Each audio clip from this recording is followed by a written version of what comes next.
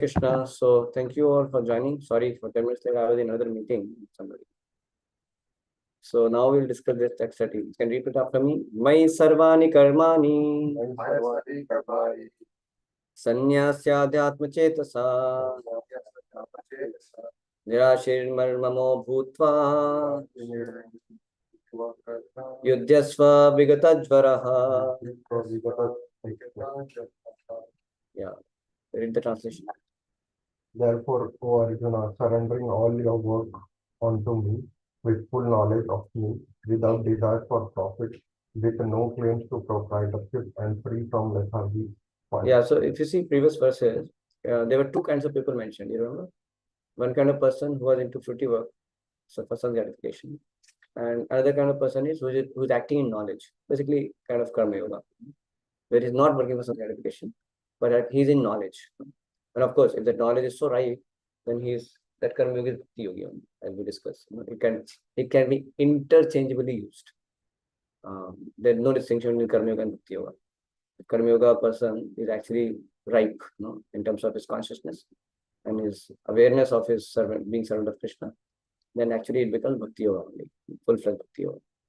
So anyway, the point is that so the self-realized soul who is working in knowledge, it's like somebody with a perfect karma yogi, self-realized, and somebody who is still on the material platform and he lacks knowledge and he's working for some gratification.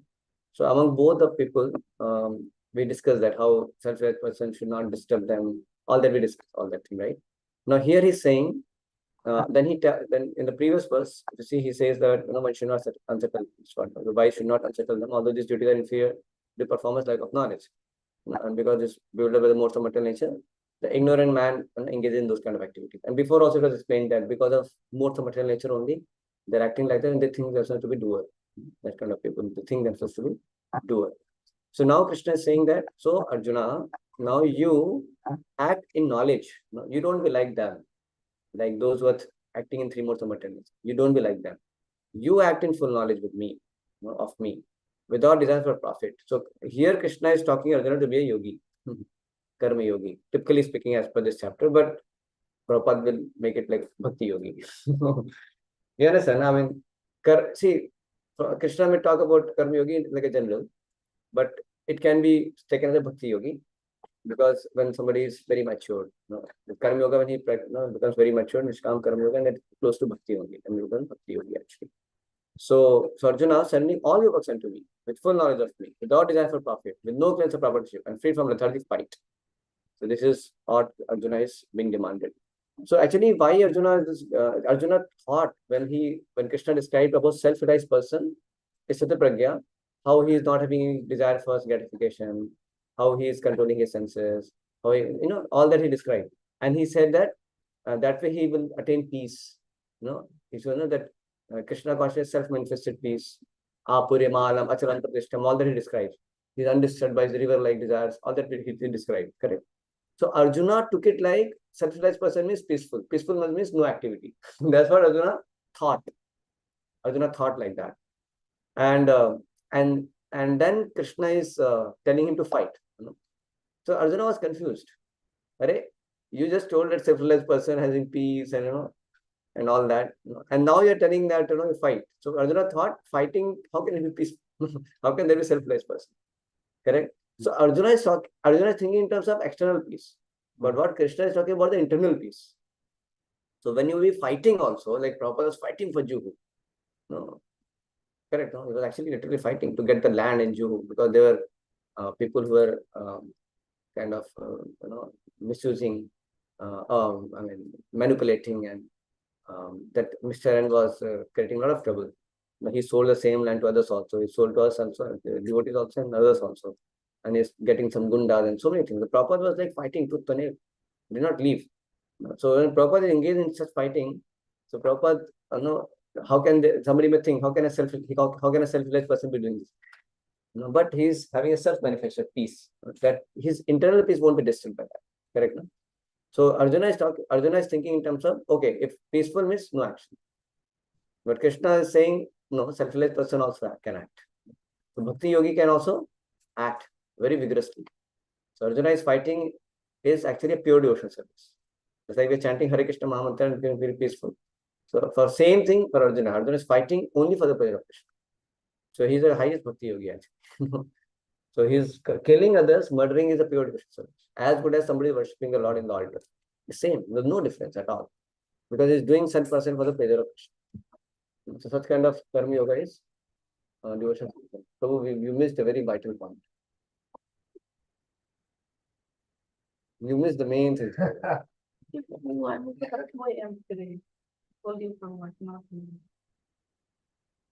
a.m. you woke up or you slept? You came from Mangal? I had something else to work on. You can tell him what did I do. Ajit Gunpur, can you explain? Just now what we discussed. Or anybody. If that. Sure.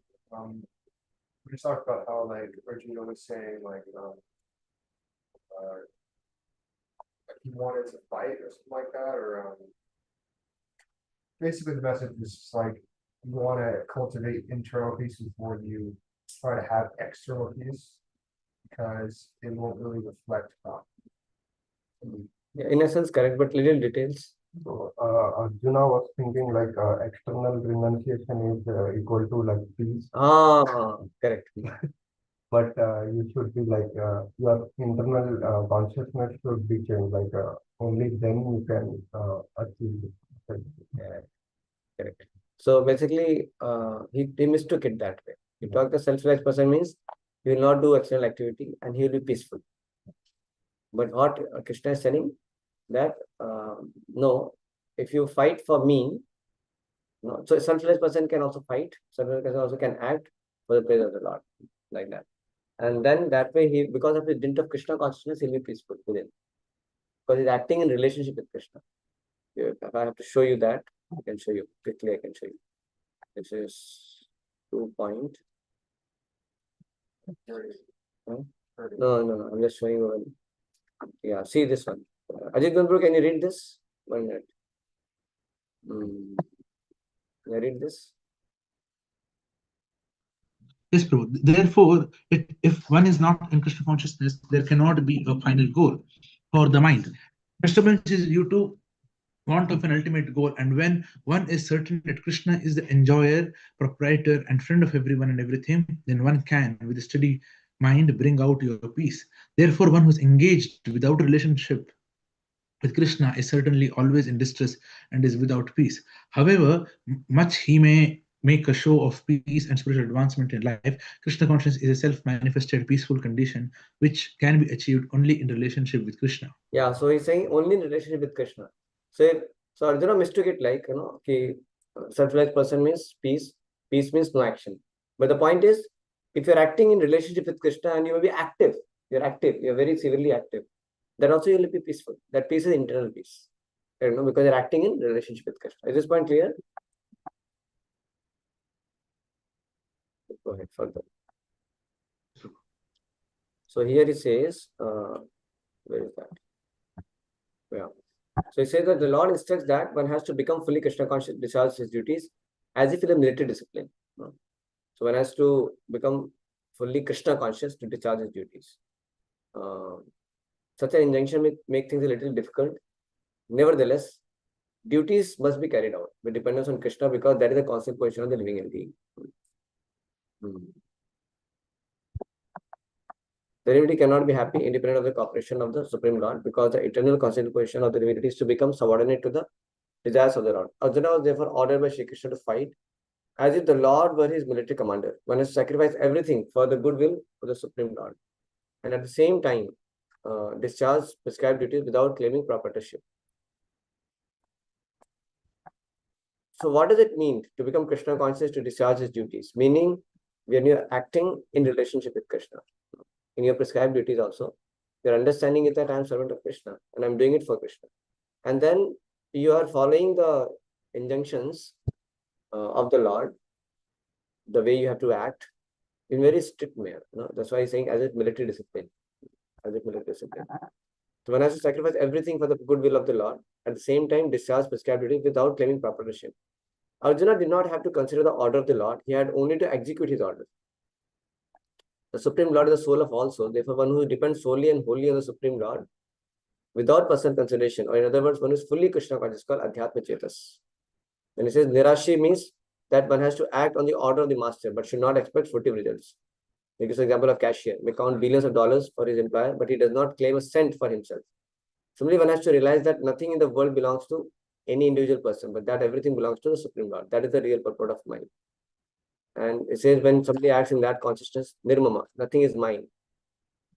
Then this consciousness is required. That is Krishna consciousness actually. When one acts in Krishna consciousness, he does not claim proportion, and that is called nirmama consciousness. That's Krishna consciousness. And if there is any reluctance to execute such an Eastern order, which is without consideration of a so-called kinsman in bodily consumption, bodily relationship, and that reluctance should be thrown off. And if there is any reluctance to execute such Eastern order, which is without consideration of so-called kinsman in the bodily relationship, the reluctance should be thrown off. And in this way, one may become Vigata Jara, feverish mentality or lethargy.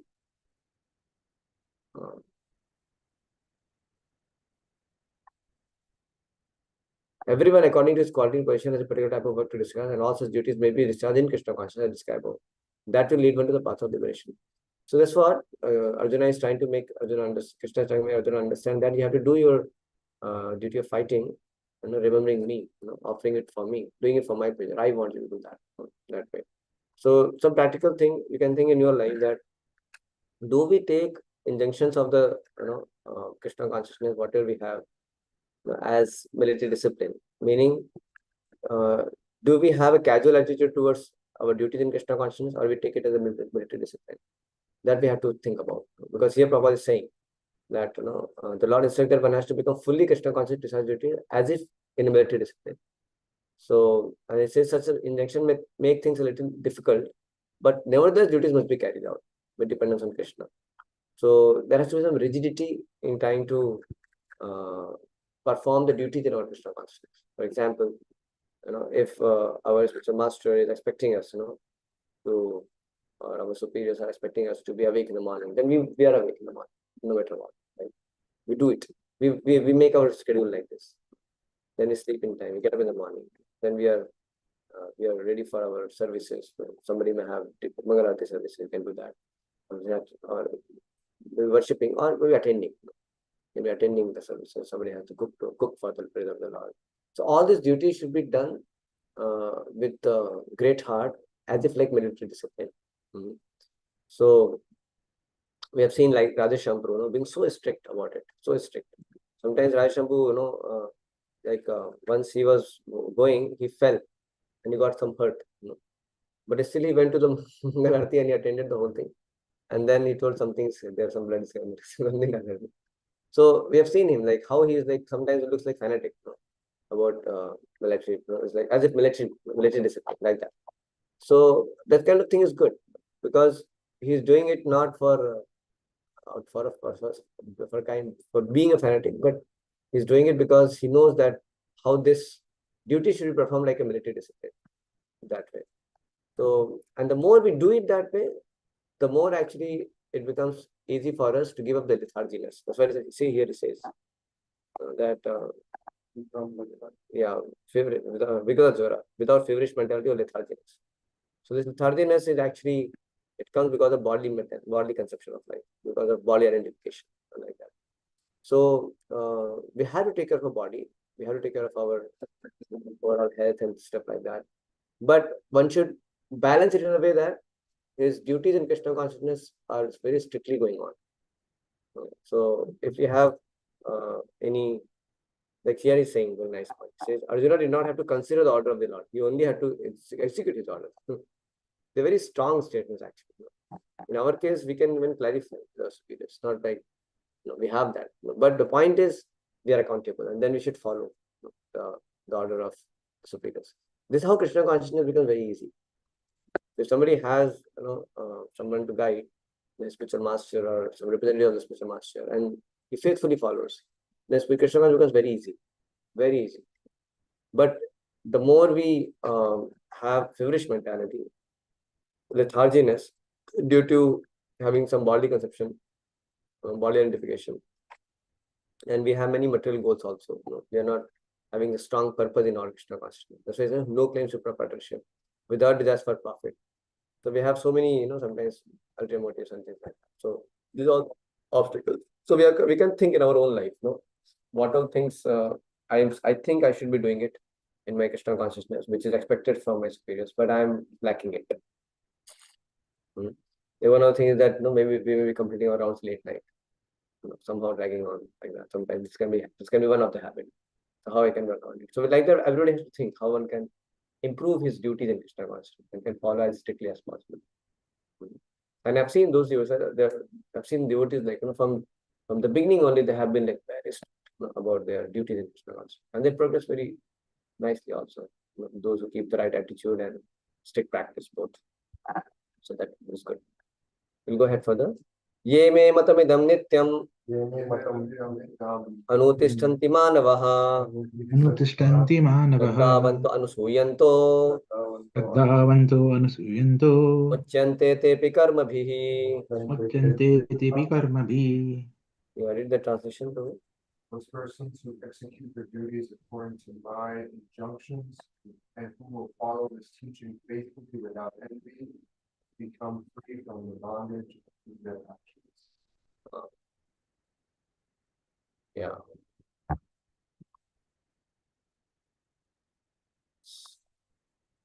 So, those who don't envy me, I'm saying.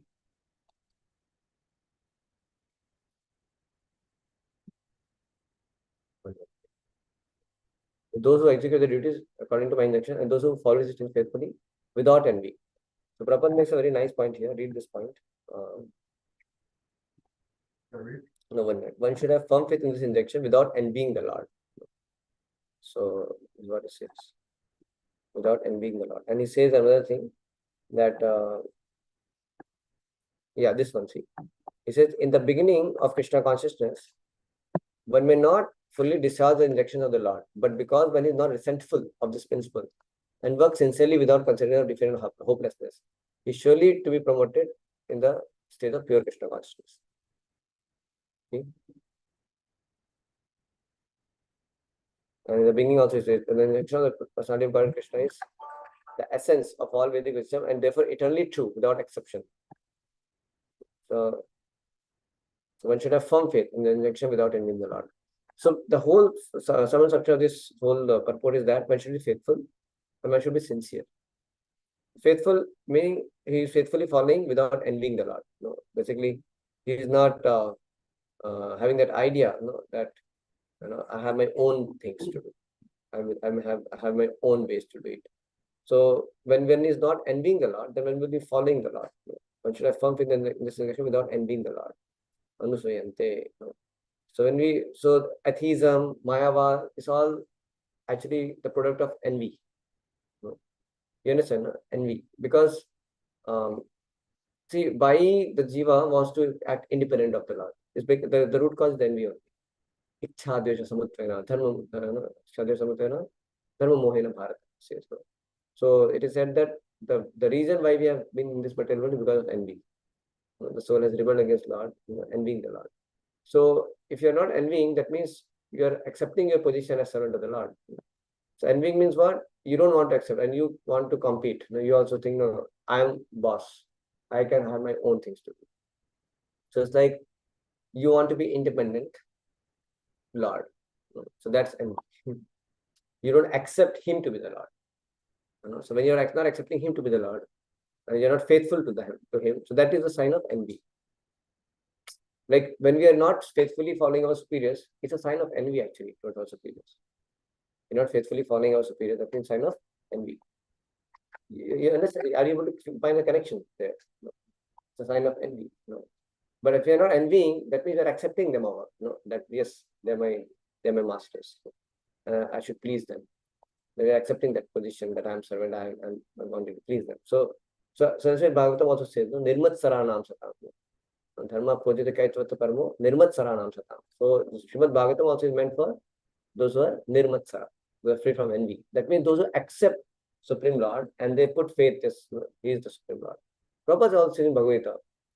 At least one should theoretically accept Krishna being a super personality Godhead to begin understanding Gita. He says this point. No?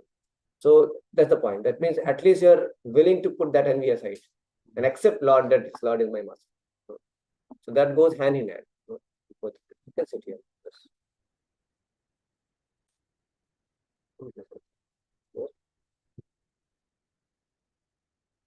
And then he says, such a person who doesn't envy the Lord, now he may have sometimes difficulty in following the instruction. There can be situations.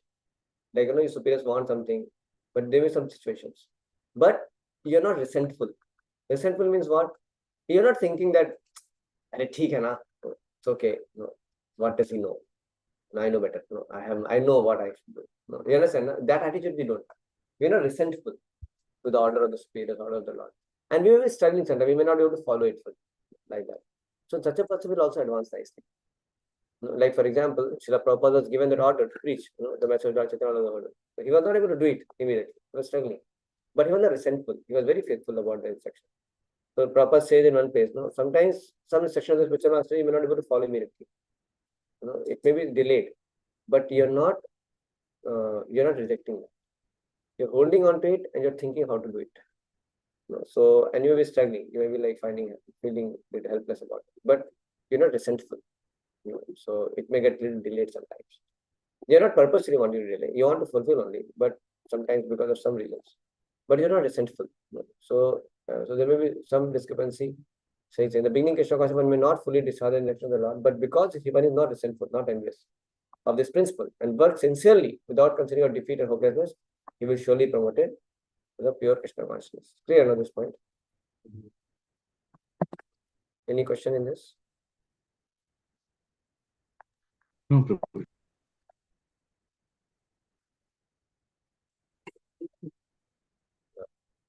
Next slide.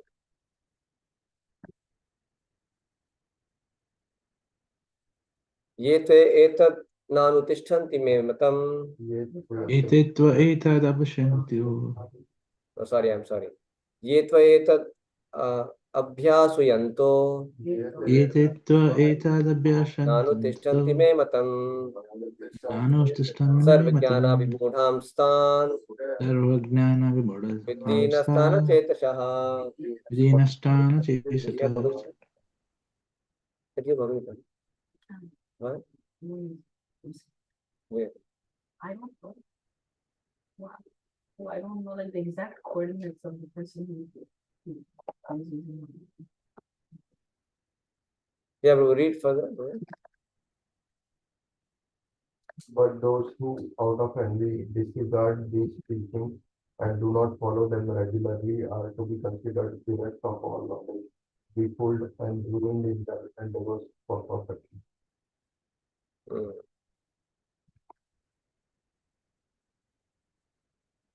It says those who, out of envy, disregard the teaching, do not follow. They are considered bereft of all knowledge. Be fooled and ruined in that. Okay. So he's saying the flaw of not being Krishna conscious is clearly stated here. And there is punishment for disobedience to the order of the executive head. So punishment for disobedience to the order of Supreme Godhead also. So no matter how great the disobedient person may be, but he is ignorant of his own self and of the Supreme Lord. So his heart is vacant heart. Therefore, there is no hope of perfection for him. So somebody who is not having Krishna consciousness, his heart is like a desert. Because he is living a life of anath. He is anath. He doesn't have any, he is nath. He is not acting in relationship with Krishna. Being disobedient to the Lord, he is not acting in that relationship. Such a person will find backend, there's a big backend. And that's how you find people suffer so much of loneliness and hollowness in their life. So they will actually find themselves very miserable. So they are actually bereft of knowledge and they're fooled. They're ruined in their endeavors for perfection. They don't attain perfection. Their destination is dark. But sometimes commentators might give their own commentary, but they may not be envy of Lord. They are envious. If somebody is giving their own commentary, that means they're envious. Meaning, that means you are taking that superior position that I know, in spite of thinking about what Krishna and Acharya's representatives have told. That means we are so arrogant that I can put commentary on it without actually wanting to know what Lord and Acharyas are being telling about. You understand, no? It's a sign of envy actually. See, I also it was difficult for me in the beginning to accept. They said that because of envy I have come there. No, I'm not envious of Lord. You understand? I'm not envious of the Lord.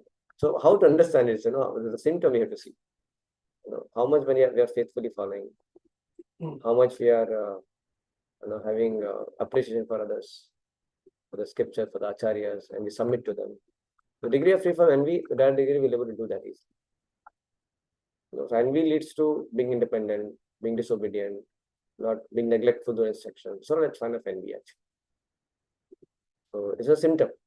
So by symptom, we can understand that there is a disease.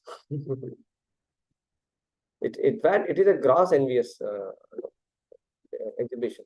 If somebody is writing commentary on Gita and taking people away from Krishna, it's very gross actually. You understand, no? It's actually Mayavadis envious. So they want to become God. Envious. Atheists envious. They know God. So it's all sign of envy. In fact, the material life itself, the whole material creation, all the living entities have come here only because of envying the Lord. And he said that other anarthas you can doubt it, but envy one has to give up on. So lust, anger can be doubted in service of the Lord. Envy should be given up. So yeah, so the person lives a back in heart. Like what did you say? Like lust and Lust, anger, greed, it can be doubted in Krishna's service. Like kama, so kama means desire. So you desire service of the Lord. You make big plans for preaching, big plans for making festivals. So you can doubt in that. Same way, anger. You can become angry on Bhakti Deshi Jana. Those who are against the devotee, against the Lord. You can become angry on them. Like Hanumanji became angry. They can be doubted in service of the Lord. So you can be proud of your position as servant of the Lord. That pride is good. I'm servant of devotee. I'm servant of devotee. This pride is good. So, but envy one has to give up. Envy one has to give up. Okay. So,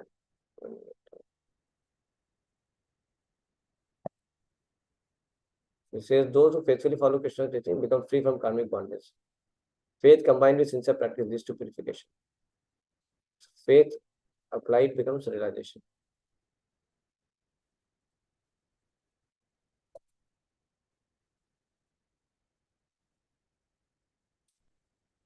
So,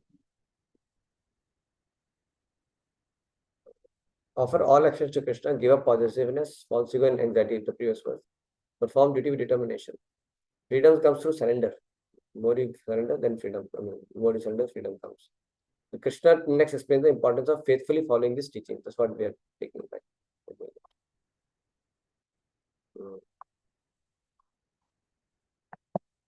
Yeah, so he's saying further. Sadrishyam cheshtate swasya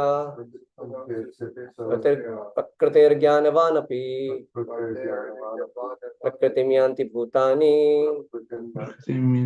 nigraha kim karishyati. Nigraha kim karishyati.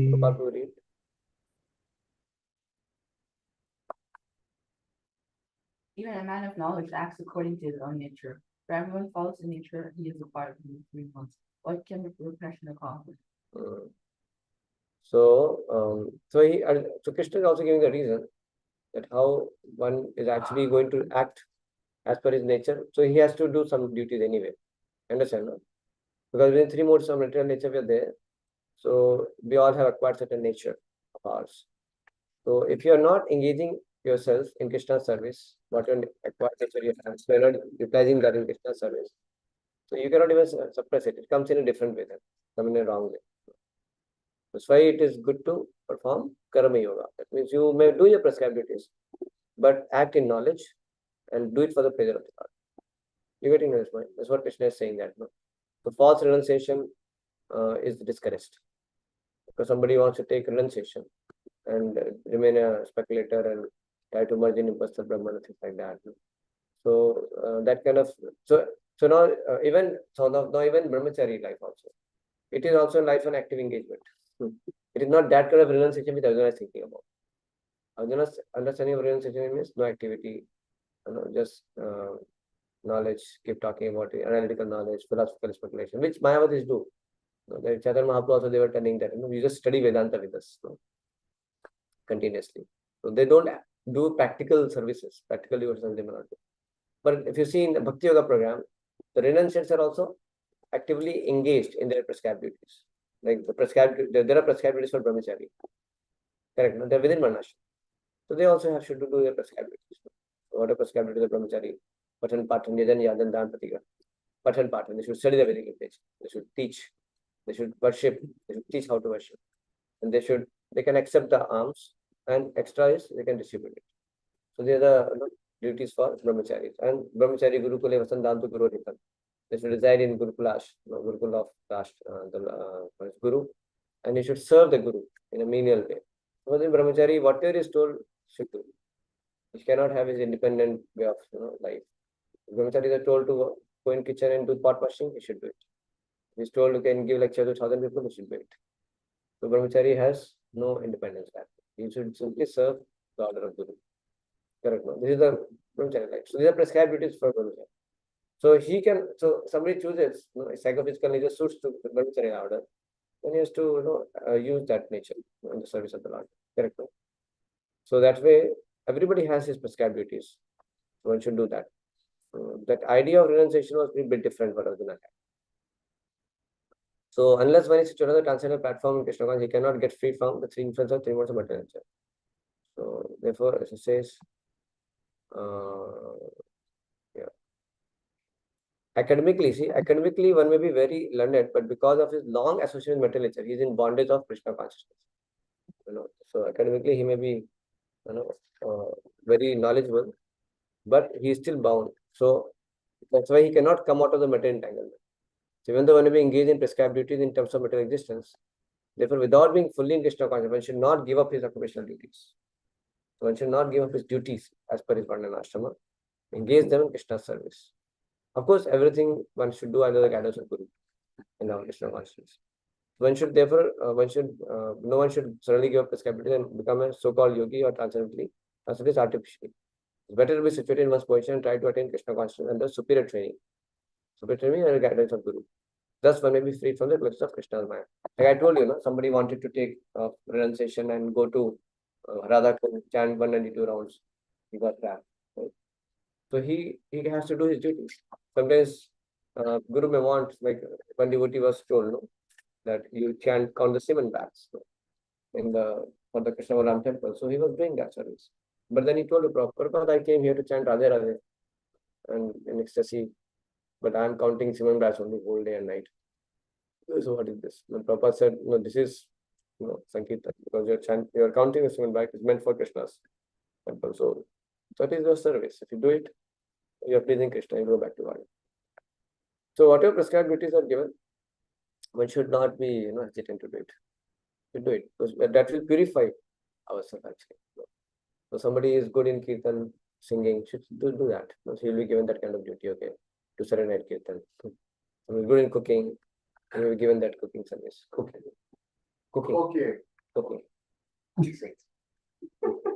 Somebody is good in accounts stuff and all that. So use that talent. So whatever we have nature, we don't have to suppress it. We can utilize it in Krishna service. So Krishna is so amazing. Everything has its purpose in Krishna. Name any talent and this thing can always use in Krishna service. This is what is this verse teaching actually. And this is how the expert spiritual master he identifies the different natures of disciples and he engages them in different kinds of services. That's what. And from disciples' perspective, he should ideally, the disciple who is on the paradigm of pure devotional service, he simply acts on the order of Guru. He doesn't too much analyze what is my nature, what is my nature. That is the job of Guru. Sometimes devotees say, Prabhu, it's not my nature. Like one devotee, I told you, one brahmachari, two brahmacharis, Gaurang Prabhu and more brahmachari. Gaurang Prabhu was telling last time also, when he came here to Boston. So he was told to roll chapatis, bread. But then he told, I cannot roll bread because I am meant for preaching. I told him, yeah. So I'm again relevant. So then he left. I'm leaving. Gaurang Prabhu was faithfully doing rolling bread. His guru told him, cut down all your programs, roll bread and work in kitchen more. He was doing it for long years. And then after some time, this brahmachari, he was, of course, he got married and later he came to temple after some years. Went very well. So actually, I'm not able to come to temple because he got married and then his wife has a severe back pain, she cannot roll chapatis, breads. So he has to do it. So that's why he's not able to come. So Garam was telling that, hey, you have rolled bread here, you would have been with us, no, you would have done so much like that. So the point is, we should be very happy to do anything what Guru has told us like that. But yes, Guru does that also based on what is individual's nature, and usually he indicates that. But the order of Guru should be fine. The disciple should not act on the platform of nature too much, because that will be like settling to something lower than pure yourself. So yeah, and of course there is scope for clarification and all that, but it's up to individual how much he is ready for pure devotional platform. It's up to the individual only. It cannot be forced. Yeah, you have to act like a pure devotional platform. Just do whatever is good. You cannot. It's up to the individual. One has to see how one can come to that platform. But the point is that all these duties in Krishna consciousness should be performed for the pleasure of Guru and Krishna. And it's not abruptly, one should not give it up. One should know that this will purify him. This will purify him. And then next verse. So he says,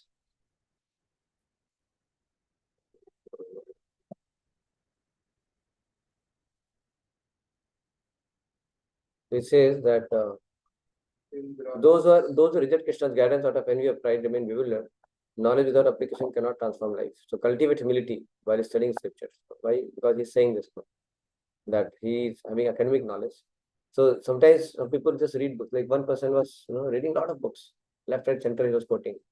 Then Raghava was talking to him, and he said, then later he told that, oh, I'm feeling so much of lust issue, too much of lust issue. Then Raghava was surprised that you know a lot from scriptures. And academically you're so high and everything.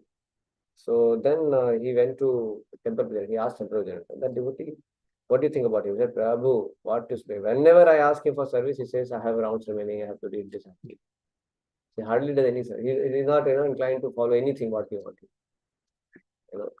So some devotees may have that service, predominantly by spirits might have told him, you do this, study, like we have some devotees in Pune also. So they have main, like, their service of studying and teaching. So there can be something which can be told by Guru, but then Guru also may tell some inner service also.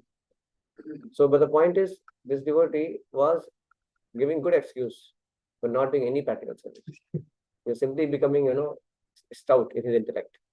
But that doesn't help, because academically one may be learned, but because his long material is in bondage. So Krishna helps one to get out of the material entanglement. So one should be engaging in prescribed duties in terms of material existence. So no, he is given some kind of duties in Krishna consciousness, doing something for some meaningful services also. But he is not willing to do it. He simply wants to just be like a renunciant.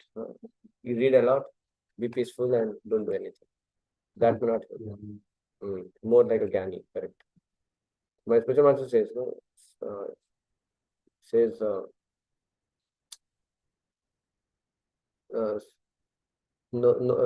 without service, no realization. So we need, for realization, you have to serve. Serve means serve as per the sections of superiors.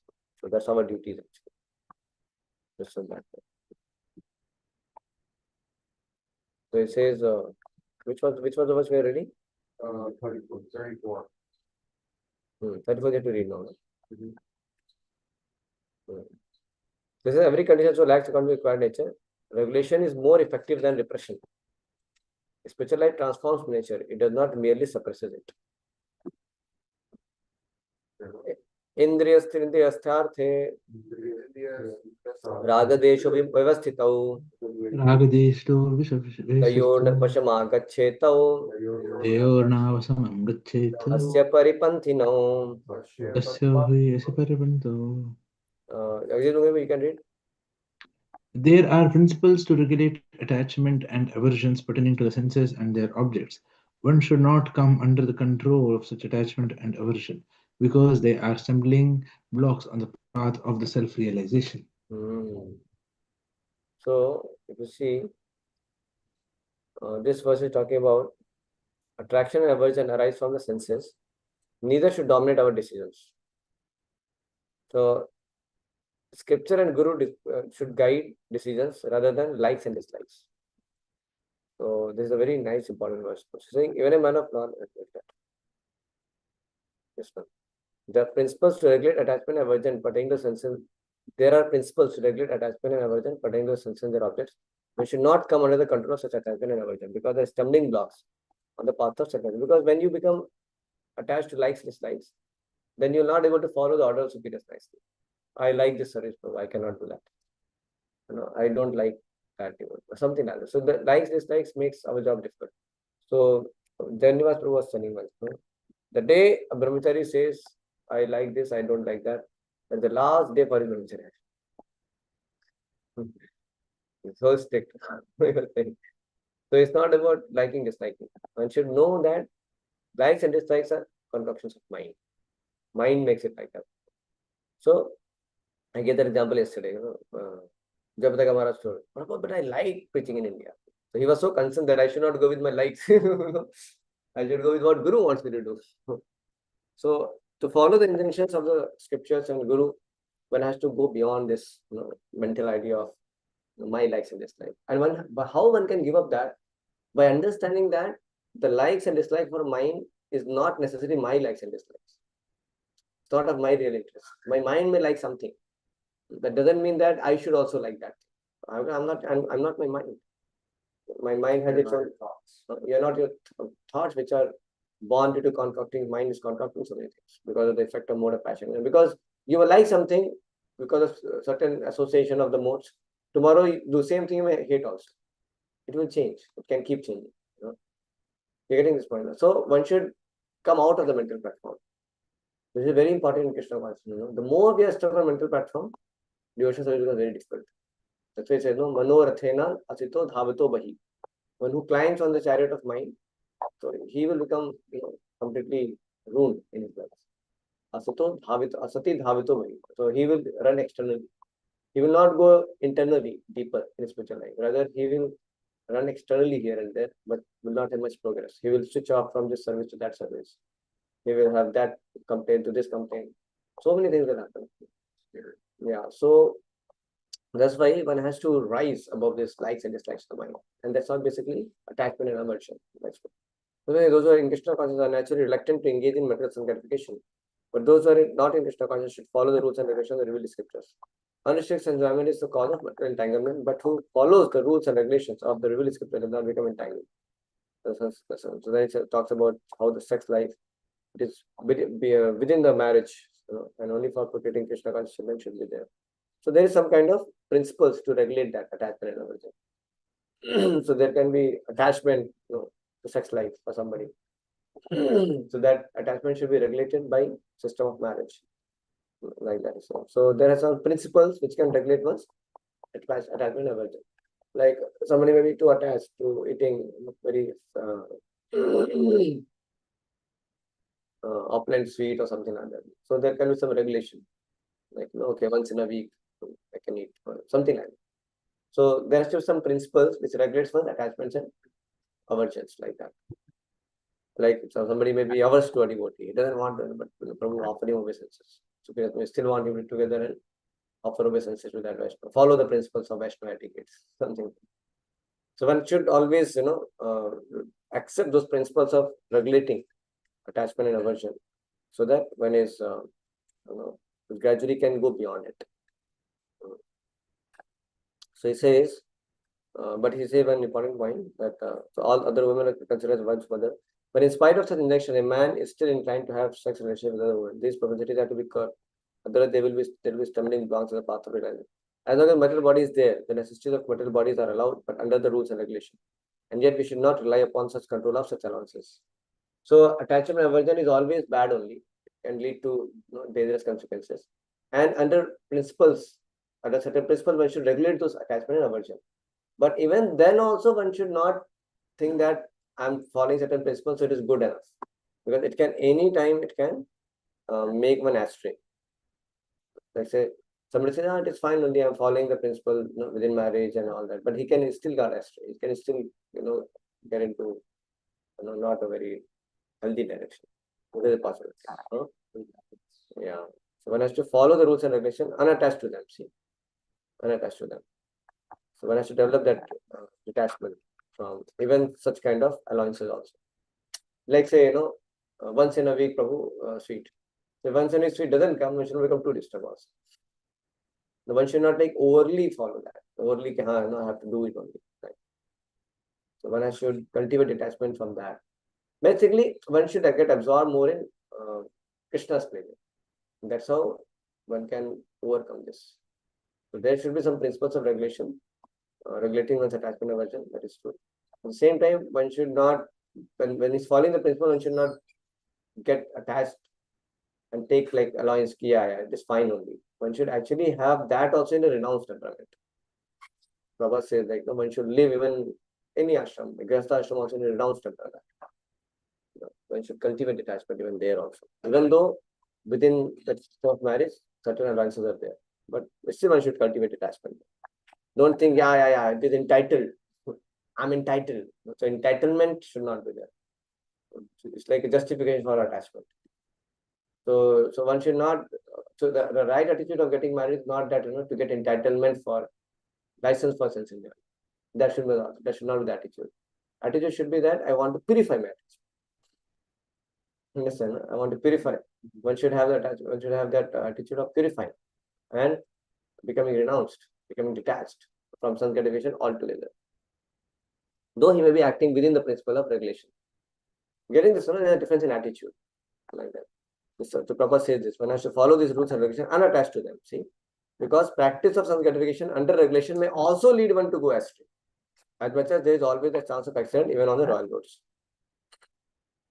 And then Prabhupada says, although they will be very carefully maintained, no one can guarantee that there will be no danger even on the safest road. The sense enjoyment spirit has been current very, very long time owing to material association. Therefore, in spite of regulated sense enjoyment, there is every chance of falling down. Therefore, any attachment, come here. Otherwise, you will become everything in air only. Book, no notebook today. Probably is Avadut. Today you are like Parikshit Maharaj. No notebook, no pen, no anything. Just hearing. Shruti there. Notebook is there. Writing. So although they may be very, so saying the sense enjoyment spirit has been current a very, very long time owing to material association. Therefore, in spite of regulated sense enjoyment, there is every chance of falling down. Therefore, any attachment or regulated sense enjoyment must also be avoided by all means. That also one should, okay, ek din nahi will liya, chalo chalega. One should not become overly attached to it. They're saying, therefore, any attachment for regulated sense enjoyment must also be avoided by all means. But attachment to Krishna consciousness or acting all in the living source of Krishna detaches one from all kinds of sensory activities. So one should become attached to serving the Lord, serving the mission, and become more and more detached from any kind of sense enjoyment. So sometimes in Krishna consciousness, moment you find when Grihastha becomes so renounced, they have no interest in any kind of material affairs, even in Grihastha ashram. They simply become like, just trying to inspire and preach and serve the mission. Therefore, no one should try to be detached from, no one should be trying to be detached from Krishna consciousness in any state of life. The whole purpose of detachment from all kinds of sense attachment is ultimately to become situated on the platform of Krishna consciousness. So, attraction and aversion arise from the senses. Neither should dominate our decisions. Let scripture and Guru guide decisions rather than likes and dislikes. Correct, no? Gopal Guru. Correct. You can repeat after me. Shreyan Swadharmo Vigunaha. Shreyan Swadharma Vigunaha. Paradharma Sanushtita. Paradharma Sanushtita. Swadharme Nidhanam Shreyaha. Swadharme Nidhanam Paradharmo Shreyaha. Bhayabaha. Paradharma Prayaha. Can you read the translation? It is far better to discharge one's prescribed duties, even though faultily, than another's duties perfectly. Right. destruction in the course of performing one's duty is better than engaging in one's duties. For to follow another's path is dangerous. One should therefore discharge his prescribed duties in full Krishna consciousness, rather than those prescribed duties for others. Materially, prescribed duties are duties enjoyed according to one's psychophysical condition under the spell of the modes of material nature. Spiritual duties are ordered by the spiritual masters for the transcendental service of Krishna. But whenever material or spiritual, but whether material or spiritual, one should stick to his prescribed duties even up to death, rather than intimidate another's prescribed duties. Duties on the spiritual platform and duties on the material platform may be different, but the principle of following the authorized direction is always good for the performer. When one is under the spell of the modes of material nature, one should follow the prescribed rules of this particular situation and should not intimidate others. For example, a Brahmana who is mode of God of goodness is allowed, is non-violent, whereas a Kshatriya who is in the mode of passion is allowed to be violent. For such a Kshatriya, it is better to be vanquished following the rules of violence than to imitate a Brahmana who follows the principles of non-violence. Yeah. So, okay. I will read. Everyone has to cleanse his heart by a gradual process. See, this is an important point. Not abruptly. So, however, when one transcends the modes of material nature, it's fully serving Krishna consciousness, he can perform anything and everything under the direction of a bona fide spiritual master. So basically, one thing we have to know is spiritual master, mature spiritual master will guide the disciple accordingly. So, they will, like sometimes prematurely, some disciple will want to, give up family life and say, oh, I'm Maharaj, I want to join. I say, no, take care of your life. I know one devotee, Loknath Swami Maharaj he told him, no, you take care of him. But he knew that when he comes here, he's doing abrupt. He's not matured. He will do here and he will have problems here also. He understands that. The spiritual master, that's why, will guide from. As per his adhikar. Adhikar means what? No, adhikar means not right. Adhikar means as per his qualification. So one should, that's why, depend on the guidance of spiritual master. Right? And one should be happy in the situation where spiritual master has put him. Because the Krishna consciousness will purify. One should not think, no, I'm not, by being only a brahmachari order only, by being Rasada, I will not be. No. If you're following your spiritual master, if you're practicing all your duties in Krishna consciousness, you'll make advancement there also. Right? But if you abruptly try to join, when you have wife, kids and all that, and you try to, jump over and see, then you'll spoil this also, and there'll be obstacle in your progress. Because you're not able to properly practice also. So one should depend on Guru and take guidance and then accordingly act. And somebody may be matured, and the Guru, the Prabhupada did give sannyas to some young grastas also. The need of the mission was there. And Prabhupada trusted them, Prabhupada gave them empowerment. They had faith in Prabhupada. They could take it up. Like Shastri Maharaj got this 3-4 years he was married, he was sannyasi. Then Tamal Krishna Maharaj also, some 2 years also, or something, 1 or 2 years. Then he was taken sannyas. Very young. He took permission from his Oh, family. spiritual master. Oh, his wife also gave. But wife is devotee only. But then Gautam Buddha. Yeah, that's what. But he was qualified. That's what adhikar. So when he went, he was for the mission. You understand? No? So qualification also can be seen. He's able to stick to that path.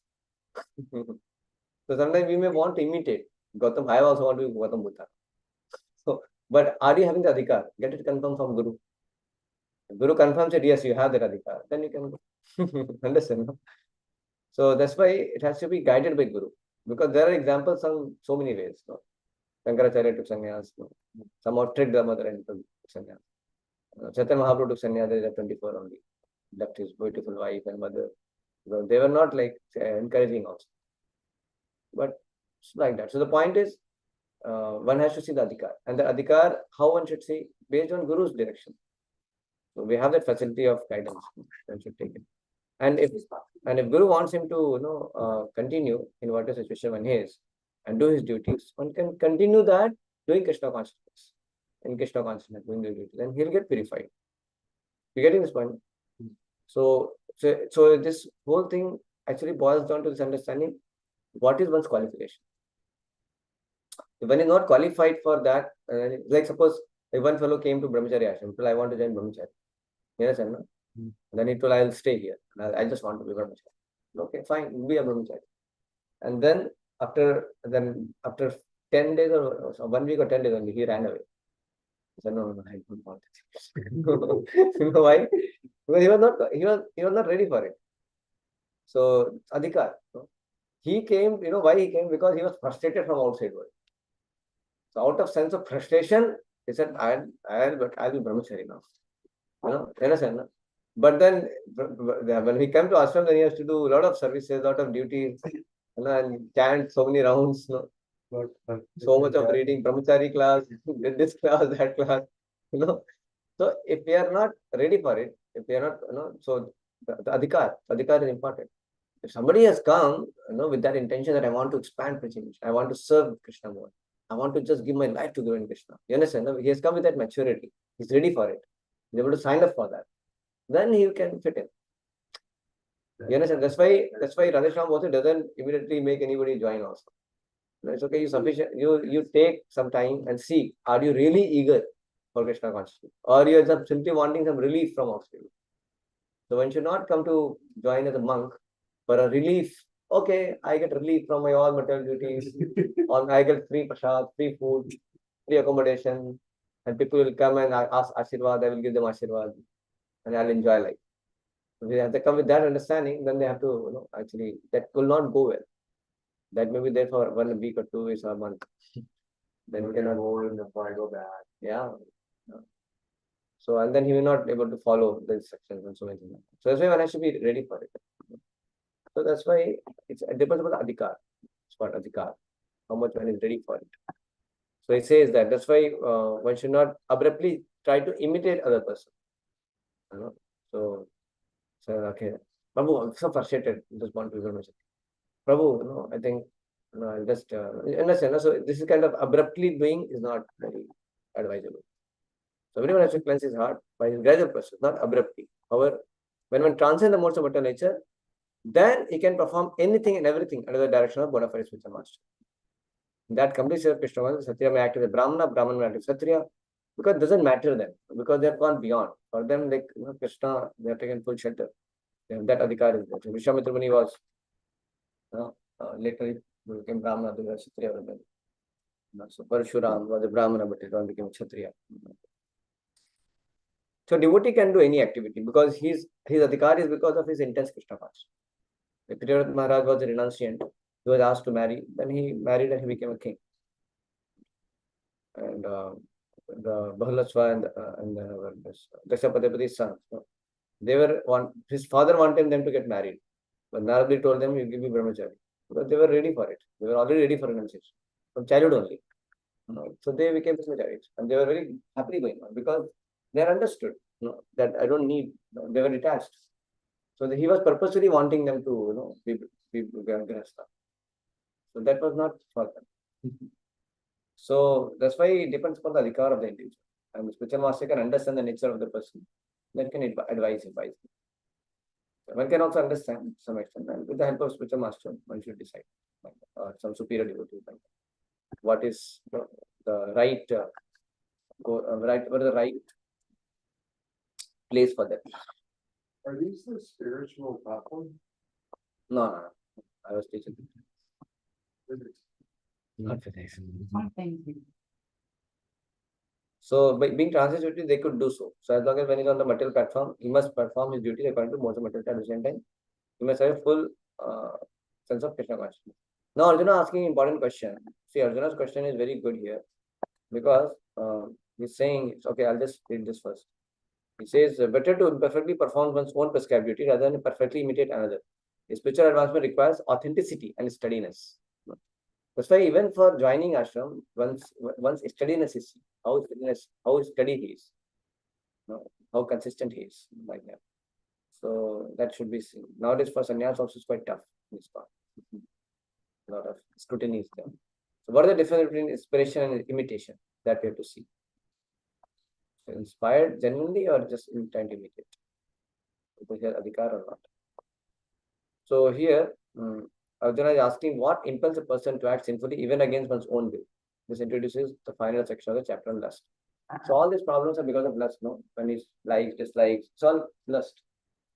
And this becomes an obstacle in following the injunctions of the Guru, injunctions of the scriptures. That was the thing, Without that, one should follow each other. So what becomes an obstacle is lust. So that's why he's saying, Arjuna is saying, even if I don't want, still I'm pulled in the other direction. Yeah, Guru is saying something, but I'm pulled in something else direction. So what is that which pulls me this way? Because that I'm not able to do what we have told before. What is that which makes that whole thing difficult? That's what he said, no? Yahi shastra usajya vartate kama karata. Tana siddhim avapnuti na sukham na param gatim. So not kama karata. Because of lust, he's not able to follow the scriptures. Gita also comes in later also. I think 16th chapter, 18th chapter, somewhere it comes.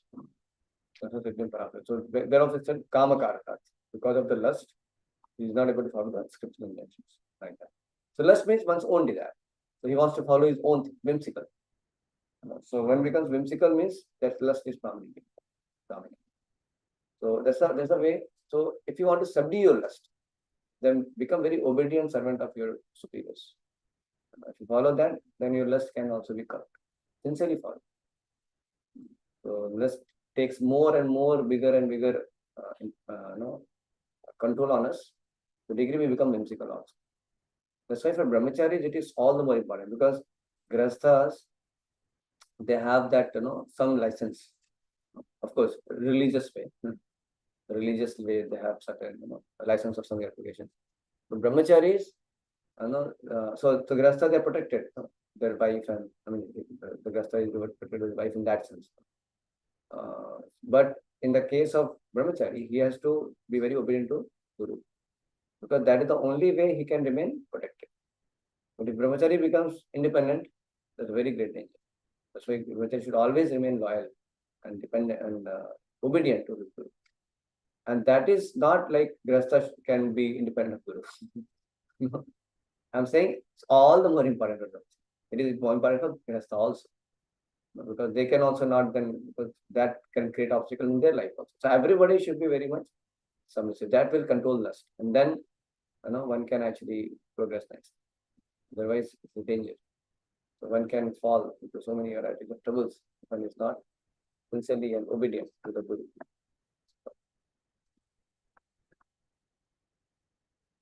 This is Arjuna Vacha. Atakena prayuktoyam Adhena papam charati purushaha papam chariti purushah anikshanapi vashneya Anichanapi baladivani yojitaha. Baladivani Can you yojitaha. turn that light?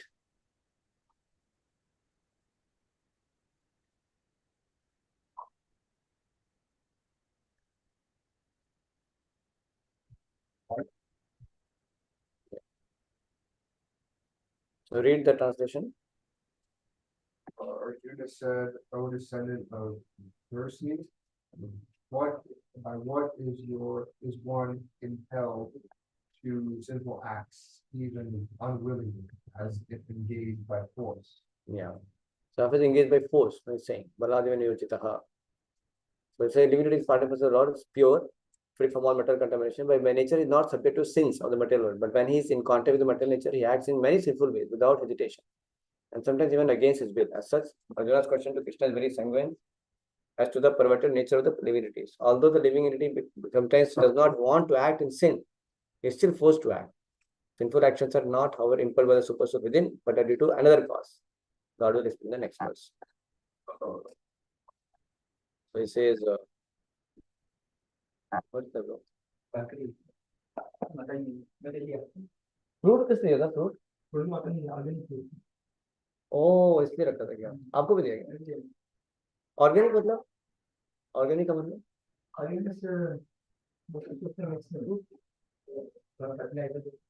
आपने भी खाया उसको?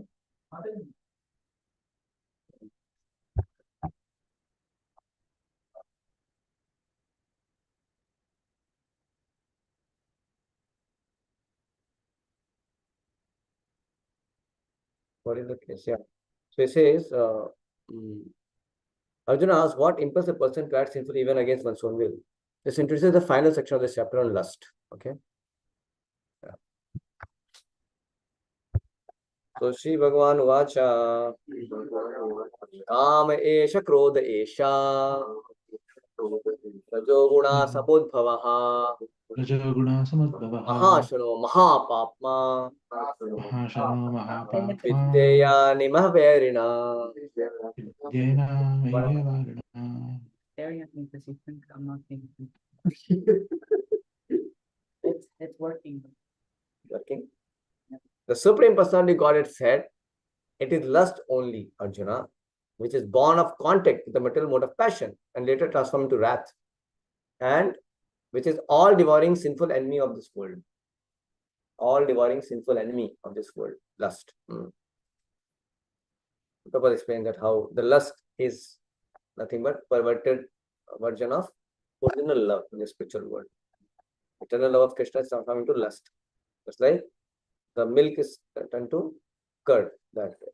So it's a force, but in this part it comes in an exploitative way. In love, it is selfless service. And when lust is not fulfilled, it becomes wrath. You become angry. So wrath is a manifestation of the mode of ignorance, and these both exhibit themselves as wrath and other corollaries. So Rajoguna Samudbhava, it is born out of passion. And then that turns into wrath, means it goes to ignorance. Wrath is manifestation of mode of ignorance. So therefore, mode of passion, instead of being degraded to mode of ignorance, is related to mode of goodness. By prescribed method of living and acting, then one can be saved from the degradation of wrath by spiritual attachment. So he's saying that Rajoguna should be counteracted by doing your duties in Krishna consciousness. That way Rajoguna can be conquered, and that way you can conquer lust, because it is born out of Rajoguna. So that strong attraction for opposite sex, attachments for mundane things, it's all lust. So because of that only, we are not able to follow the instructions of the Guru properly. Correct, no? Because we have our own attachments that we cannot follow properly. So that's why one should practice obedience to Guru, and for the purpose of pleasing Guru. That way one can overcome mode of passion. That way one can overcome lust. So the Supreme Godhead expanded himself into so many for his ever-increasing spiritual bliss. Okay, this is talking about so he's saying that so the living entities also have partial independence, but by misuse of their independence, the service attitude is transformed into propensity for sense enjoyment. So bhoga vritti. So you have seva vritti, they have got bhoga vritti. They come to the lust. So Lord has given this facility to conditions to fulfill their lustful propensities. And when completely baffled by prolonged lustful activities, the living entity begins to inquire about ill portion. So Lord has created the material world that person can go on with his lustful activities, but he will be frustrated. And when he's frustrated, then he can inquire. It's a very, the material world is designed in such a way, because people have come here to enjoy independent of the Lord. That is called lust. You want to enjoy independent of the Lord. So every conditioned soul will have lust, because he has his own independent program. Krishna consciousness is no, you sign up with Krishna's program. Don't have your independent program. So that is like counteracting lust. So bhoga vritti means independent program. Seva vritti means aligned with Krishna. So sometimes we want to maintain our independent program within Krishna consciousness.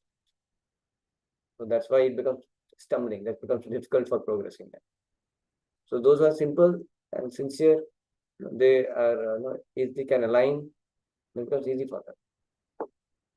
Correct, no? So that is also strong lust to have independent program. So that's why he says this material creation is created with the Lord to give facility to conditions. Okay. That's why this inquiry is the beginning of the Vedanta Sutra, Thatu Brahma Jigyasa.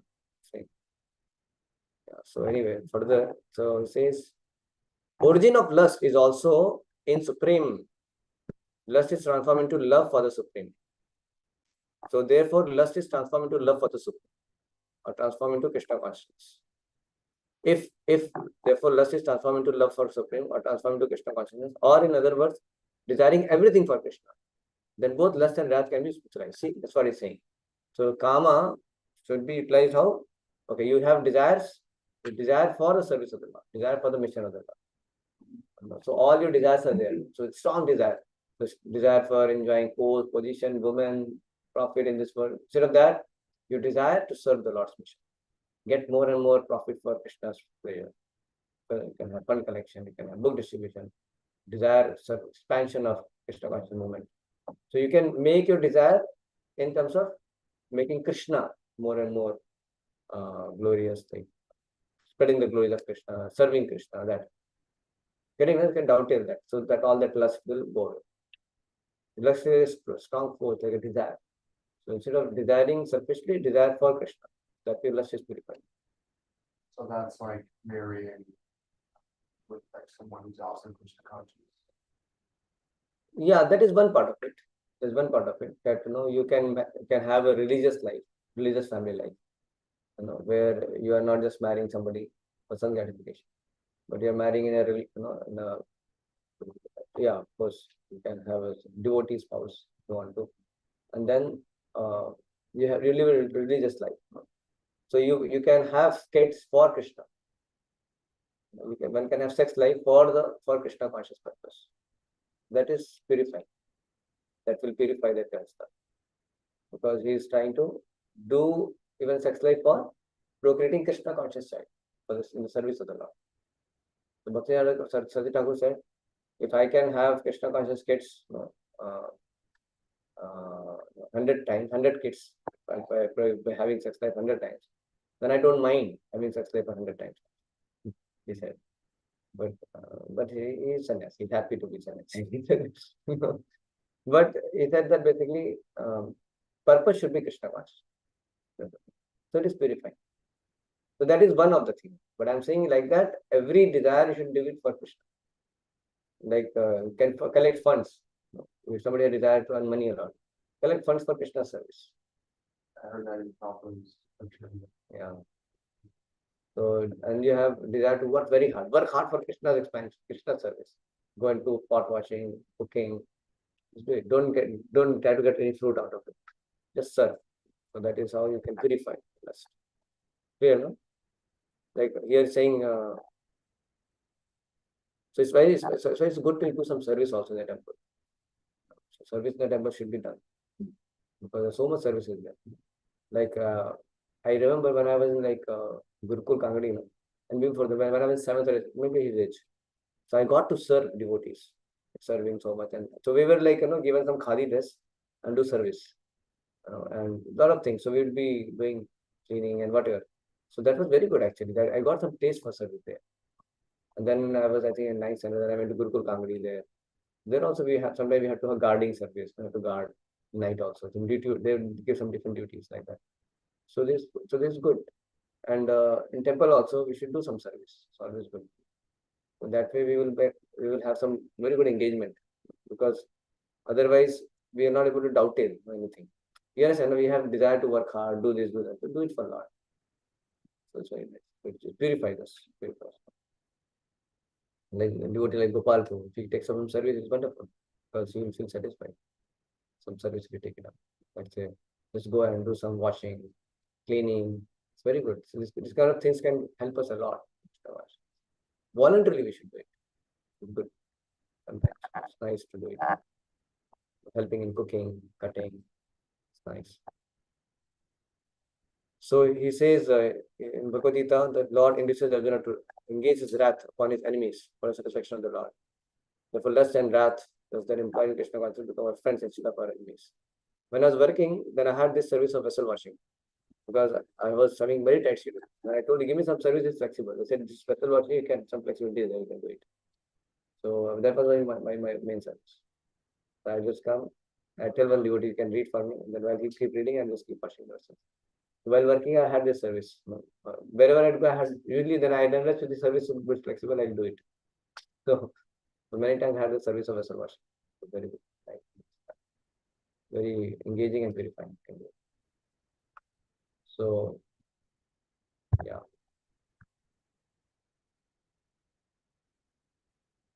Somehow in voice state and all, we get a lot of varieties of services. Something which I was completely not very weak at also had to do, like accounting. My God, I was like, I'll get chakkar, but don't do because it is told to be done. So these things purify us. Therefore, the lust and wrath when they're employing Krishna consciousness becomes our friends instead of our enemies. Okay. Dhume navriyate vanir yatha darsho malena cha yatho balena avrito garbha tatha tene damavritam. Read the translation. As fire is covered by smoke, as the mirror is covered by dust, or as the embryo is covered by the womb, a living entity is similarly covered by different degrees of this lust. Yeah. 3 examples he gives. The fire covered by smoke, mirror covered by dust, and embryo covered by womb. So which is the very heavy covering?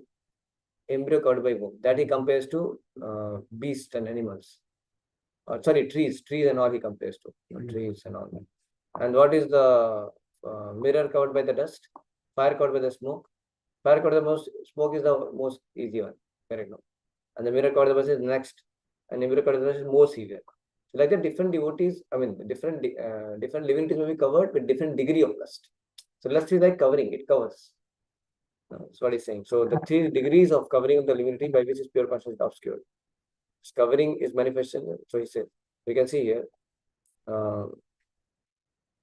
He says about so fire is necessary. So this stage of fire covered by smoke is like beginning of Krishna consciousness. Dust on the mirror refers to cleansing process of mirror of the mind. So the best process to chant Hare Krishna Mahamantra says. So embryo covered by the womb is an analogy representing a helpless condition. For a child in the womb is so helpless. This stage is covered. Trees are covered. Like that. Trees are like very heavily covered. So those who are too lusty, they will become body of tree. So, those who expose their body part and everything, lusty and all that. So they are likely to become trees. So we were discussing with some devotees on that. In US there's so many trees. And there are people also they don't properly hear also something like that. So probably they become trees. Many of them might be US citizens, might be becoming trees also. We never know. They say Nalkura, Manikirva, they were first to become trees. Because they were too much indulging in lustful propensities. Yeah. So they were naked, made to trees like that. So that's covered. Because more you become lusty, you'll do uddan, you'll do nonsensical. So become tree. And remain naked and can't move. You have desire to be naked and then create disturbance in society. So okay, you be naked and they don't create the fitting body is tree like that. They can't move. So it's too much of lust when somebody gets affected. Then one may become consciousness covered, and then tree body also can be given. I understand. You understand this one? Yeah. So the trees are also living, but they have been put into such a condition of life by great exhibition of lust that they are almost devoid of Krishna consciousness, or no devoid of all consciousness. And then covered mirrors compared to beasts and birds. Smoke covered is human beings. So human being, little kindle, little bit you help them, they can become Krishna conscious. Easy for them. There is a different carefully handling of smoke in the fire. Fire can be made ablaze. The human form of life, they can easily cultivate Krishna consciousness, and then lust can be over. So smoke can be eradicated. So human form of life, the smoke is like lust, covering of lust. I have one question about So little bit, if somebody practices, cultivates like that, gradually that smoke will be over. So lust can be easily overcome in his human life.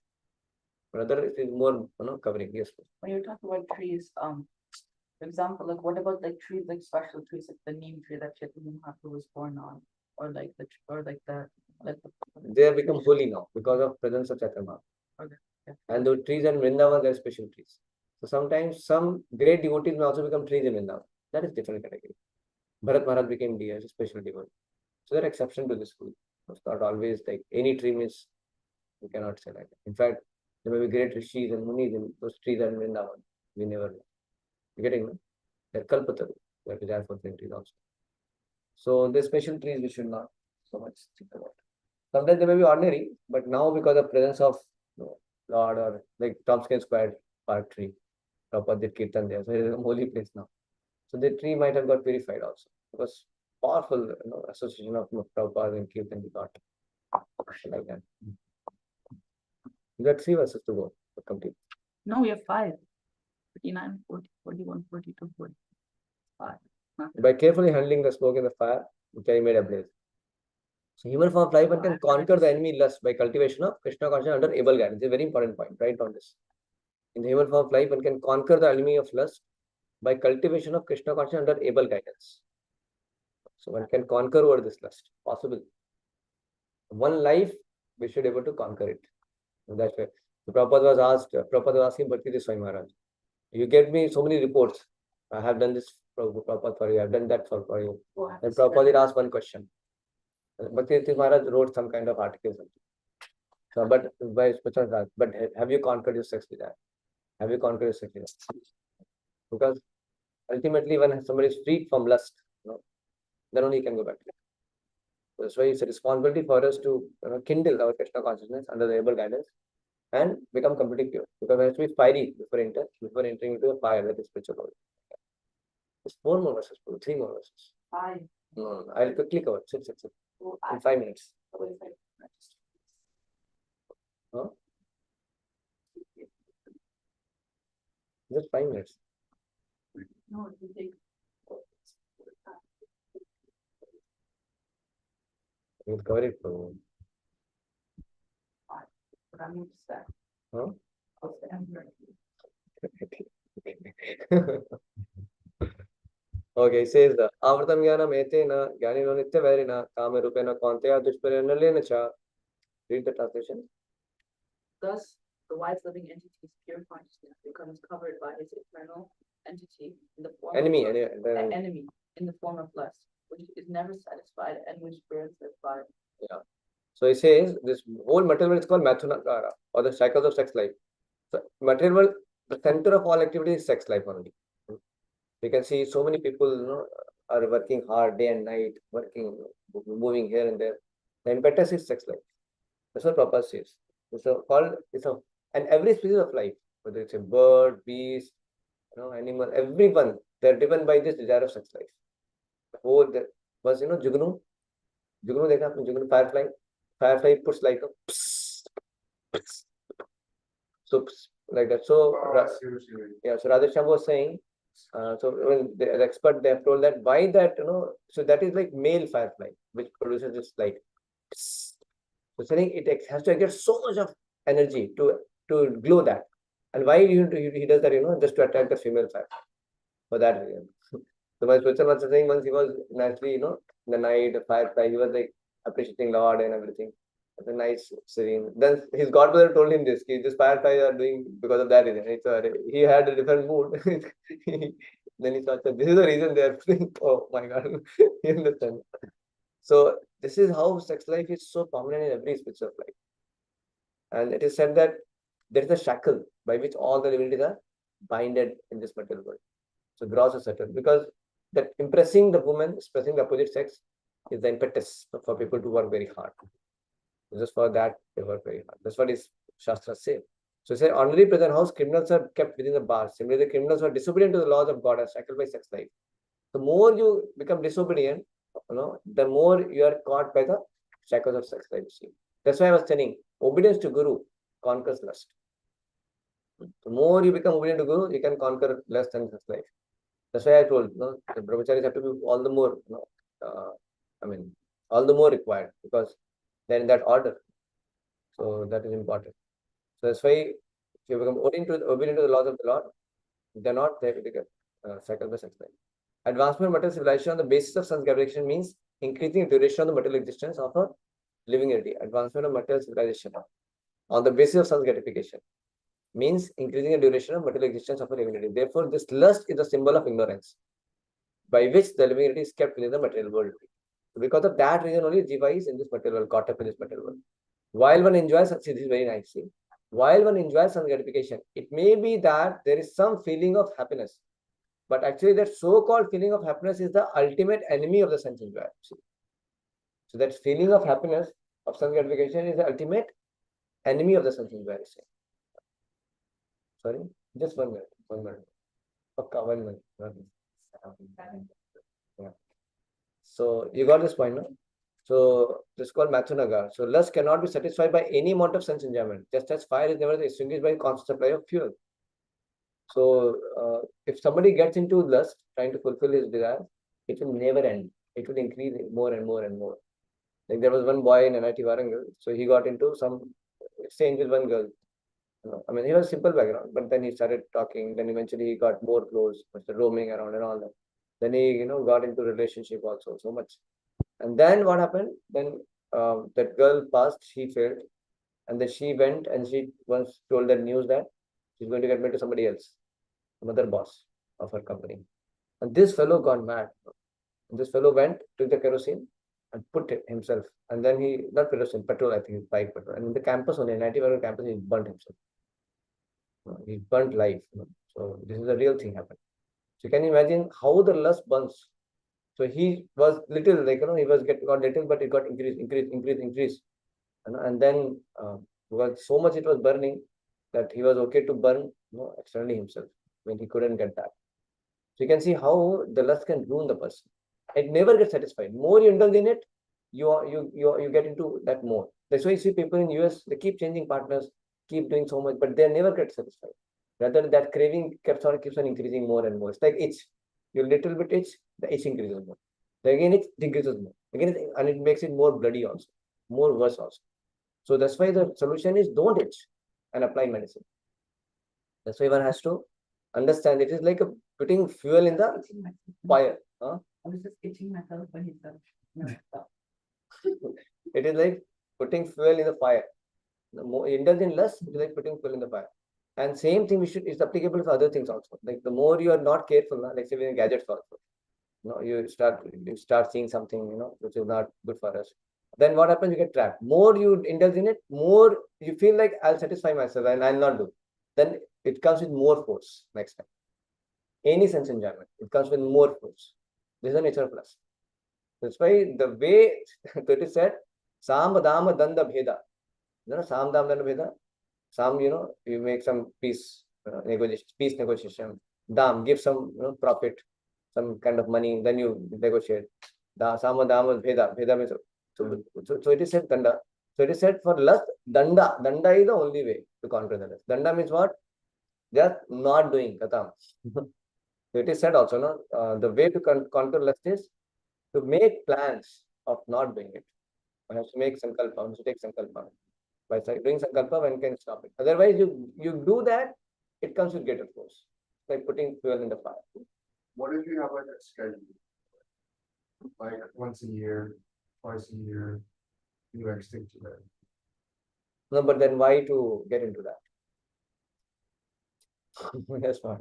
Don't get me. One has to know that. That's what. No, this is how it is. No, he made a point for it. No, the point is that this is what the thing. We discussed that point already. It has to be sanctioned, sanctified, and regulated. Because sense gratification for the conditioned soul, he may not be able to give up immediately, right? The way is to be sanctioned, sanctified, regulated. Sanction means it should be as per the scripture. Suppose marriage, religiously mentioned marriage, sanctioned, sanctified. It should be only for procreation of Krishna conscious kids, and regulated, to be regulated also. Then he will get purified. But if somebody is able to give up, and that is also encouraged in the scriptures. But if not, then this is how sanctioned, sanctified, regulated. Prashadam, so you may have to eat, So, but sanction, okay, once in a week you can eat opulent food or something. Sanctified, should be prashadam only. Regulated, should be regulated. That is fine. So regulation. Regulation should be sanctioned, should be sanctified. It's really for Krishna, like that. Then one can get purified. But again, it should not be done with the attitude of enjoying, with the attitude to come out of that, to become detached. The attitude should be. So that's why it is said also, those who want to get into the Grihastha also, they should enter the Grihastha with the attitude to come out of the Grihastha, to become detached. That should be there. Because So like, say you were like trapped into it, like you have to do it all the time, and it's like you do like 2 months, every 6 months, every year, and it's like you keep expanding. That's the goal. Yeah, but you can be guided by some mentor or somebody who can help you, because we don't want to justify also, but we can gradually want to become detached. Okay, so we'll pause here. We have 4 more verses because we'll finish it. Everyone. Yeah, 40, 41, 42, 43 also. 4 more. Okay, so we'll pause here. Thank you very much. Hare Krishna. Srila Prabhupada ki jai. God bless you. But Prabhu, you did not make notes today. I have one thing. Huh? So, first of all, you should not be self-employment. Come here. Ajit going to also here. First of all, you should not be self-employment. Even if you regulate it, might still fall out. The best thing is to just avoid it completely. No, yeah, correct. But the point is, no, because you may have to, because as the condition is changed, one may have to do sanction, sanctified, regulated. Like you cannot avoid eating prasada. Yeah, of course. So there's many things. No, of course, somebody can avoid sex life is different thing. But I'm saying the certain. You're sensitive on that, not like eating or sleeping or having water or going to the hospital. That all you have to do is otherwise you would get that. All other stuff like going to the movies or. That is good. That's correct. Correct. So something can be given up. Right. Correct. These things should be given up. That's correct. So that kind of sense, one should give up on it. And certain things can be like sex life. Some people may just give up and can may join also. And some people, may go to Graham Ashram. That is their individual this thing. And some things has to be given up by everyone. By everyone. And something is sanctioned, sanctified, regulated can be done. So that's true. So depending upon what it is. Yes, what is favorable for Krishna consciousness. Ajit, going to any one point you want to share? So like towards the end you mentioned that how if we conquer to like how obedience to Guru you can conquer lust. So that point is was something like it's basically what Guru Nishtha is, and how scriptures and Guru should guide in the decision making process instead of likes and dislikes. Yes. So so these two are something of high Important point. Yeah, very nice. Thank you, bro. You got I have 3 questions. One is, like, is there difference? Okay, Hare Krishna, Prabhu, I'll get going, then I have to do. You can leave. other You can thing. leave. You can leave. Yeah, Bro. thank you, Don't Prabhu. worry. Hare Krishna. Hare Hare Krishna. I have 3 questions. Like, one is there difference between Siddhartha Pragya Muni and Nishkam Karma? Siddhi Pragya is basically self-realized soul. Nishkam Karma depends. Now, if he's like a Bhakti yogi, it's like self-realized only.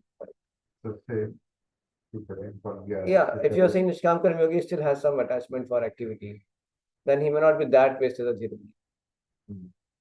But yeah, more or less you can say. One is, you mentioned like lust. If someone has lust, he cannot go back to Godhead. Correct. But some of the initiated devotees might have lust to something. So can they go back? They have to purify before go back to God to purify. Maybe Krishna will purify just at the end also. But before, without getting over with all lust, how will one go?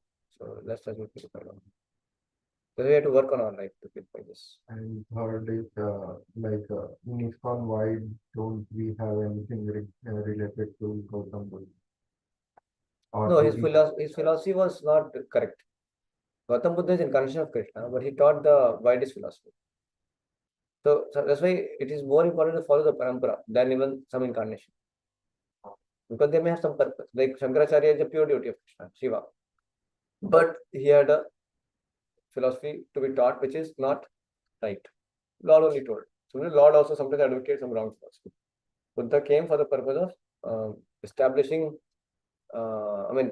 stopping that kind of violence which was going on in the name of Vedas. So he told reject the Vedas.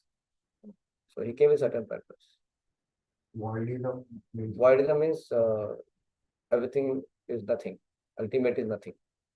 So they don't accept God. Voidism is like atheism only.